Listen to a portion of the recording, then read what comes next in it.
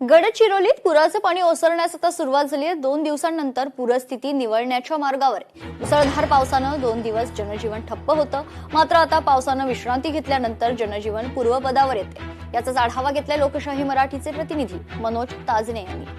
गडचिरोली जिल्ह्याला गेल्या 2 दिवसांपासून पावसानं झोडपल्यानंतर आता पावसाने कुठेतरी थोडी विश्रांती घेतलेली आहे आणि त्यामुळे जिल्ह्यातील परिस्थिती जी आहे, पूर परिस्थिती आता निवळत आहे आणि जनजीवन जे आहे ते पूर्वपदावर येत असल्याचं आपल्याला पाहायला मिळत आहे।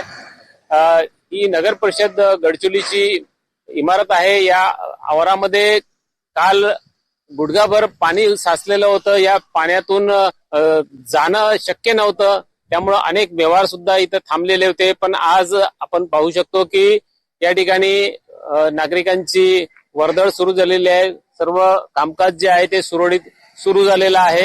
याच पद्धतीनं जिल्ह्यामधील जवळपास 26 मार्ग जे आहे ते पूर परिस्थितीमुळे बंद झालेले होते। आज सकाळी त्यापैकी 13 मार्ग उघडले गेले, पण अजूनही 12 ते 13 मार्ग जे आहे ते बंद आहेत।